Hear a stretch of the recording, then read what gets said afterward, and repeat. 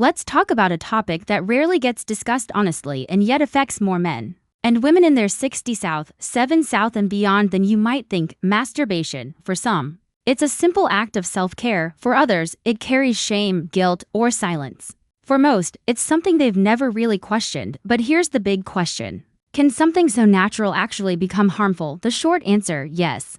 But not in the way you may think. I'm not here to shame you, I'm here to tell you the truth, the whole truth.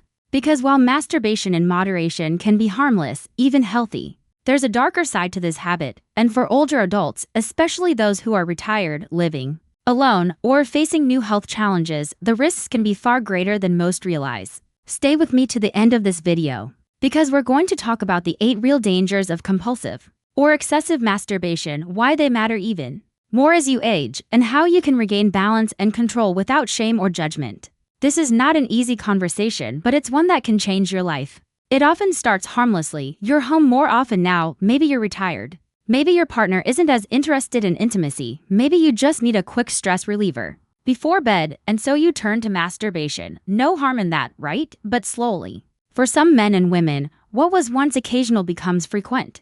And what was once simple becomes compulsive. Before long, you're no longer in control of the habit. The habit controls you. You may not even realize it, but suddenly you're spending more time alone, more time online, and less time engaging in the things that once gave your life meaning, hobbies, friendships, or even intimacy with a partner. Why we need to talk about this now. Here's the thing, aging changes everything. Our hormones shift. Our bodies respond differently to stimulation. Our emotional resilience is often lower. This means that habits we once brushed off in our 30s or 40s can have amplified consequences in our 60s and beyond. And because masturbation is private, often secretive, these problems rarely get addressed until they've caused real damage to your health, to your relationships, and to your sense of self. Let me tell you about John. John is 68. He retired a few years ago. He loves his wife, but they don't have the same intimacy they once did. Out of habit and sometimes boredom, John turns to masturbation. At first, it's just once or twice a week, then it's every day, then multiple times a day. To make it more exciting, John starts watching pornography. Hours pass by in front of a screen. He starts avoiding social gatherings. He feels unmotivated to exercise. He even notices that when he tries to be intimate with his wife, it's harder to feel aroused. John feels ashamed, but he can't stop. Does John's story sound familiar? If it does, you're not alone, and that's exactly why we need to talk about the 8 real dangers of compulsive masturbation in the next section. We'll go step by step through each one. Watch carefully because recognizing these signs could be the first step toward taking your life back. Danger number 1, pornography-induced erectile dysfunction. One of the most alarming consequences of compulsive masturbation, especially when tied to pornography, is what experts now call pornography-induced erectile dysfunction. The human brain is wired to respond to novelty, and pornography provides an endless stream of it. At first, it seems harmless, but over time, the brain adapts to the constant stimulation, dulling dopamine receptors and changing the way you experience arousal. The result, when you're with a real partner, things don't work the same way. Erections become weaker, harder to maintain, and often less satisfying. This isn't a moral issue. It's neurological conditioning, and for many older men, it quietly robs them of their ability to enjoy natural intimacy. Danger number 2, loss of sensitivity and delayed ejaculation. There's another side effect that many men don't expect: physical desensitization. Frequent and aggressive self-stimulation, especially with a tight grip or repetitive technique, can change how the nerve endings in the penis respond to touch. Over time, you might notice that what used to feel pleasurable now feels dull. This loss of sensitivity often leads to delayed ejaculation, where reaching climax takes much longer than before, or in some cases doesn't happen at all without intense stimulation.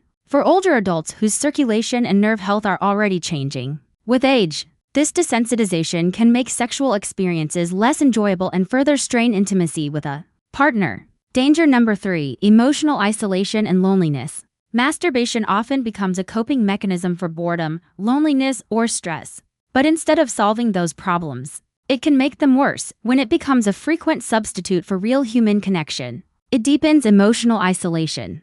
Rather than reaching out to friends, investing in hobbies, or fostering relationships, you retreat inward. Over time, this can create a cycle of loneliness, using the habit to fill an emotional void only to feel more disconnected afterward. For older adults who may already face shrinking social circles, This emotional withdrawal can be devastating, silently contributing to depression and an overall decline in quality of life. Danger number 4, strain on relationships. When masturbation becomes a main outlet for sexual release, it often reduces interest in intimacy with a partner. This shift can create tension, emotional distance, and unspoken resentment. Partners may feel unwanted or rejected, while you may feel guilty or defensive. Over time, this silent wedge can grow wider, eroding emotional closeness and trust.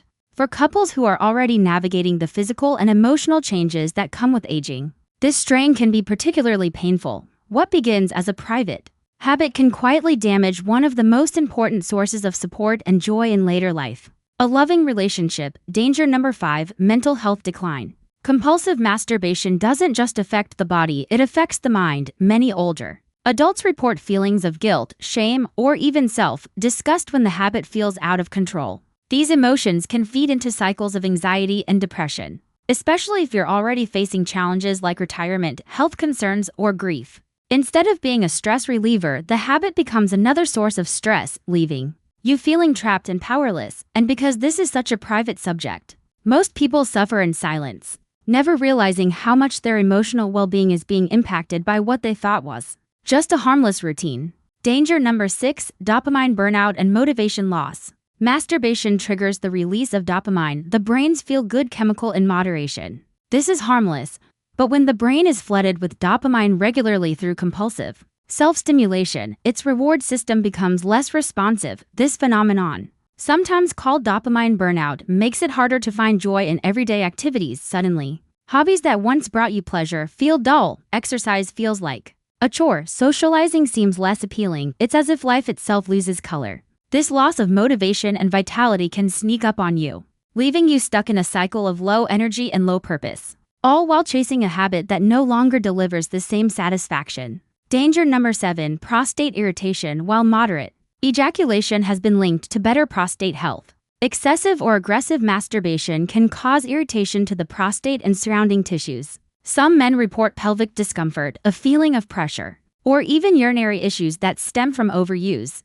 For older adults who may already be managing prostate concerns, this added irritation can worsen symptoms or complicate existing conditions. Instead of supporting your health, the very habit you thought was helping may be working against you. Danger number 8, compulsive behavior and addiction. Perhaps the most significant danger is losing control. For some, masturbation transitions from a choice to a compulsion. It becomes a behavior you can't easily stop, even when it interferes with your relationships, your health, or your personal goals. The brain craves the quick dopamine hit, trapping you in a cycle of craving, release, and guilt. This pattern can mirror the mechanisms of addiction, and without intervention, it can take over more and more of your time and energy. It's not just a habit anymore, it's a dependency, and it robs you of freedom. Why these risks are greater after 60? You might wonder, why does this matter more now? The truth is that aging changes everything. Your body takes longer to recover. Your emotional resilience isn't what it once was. Your social connections may be fewer.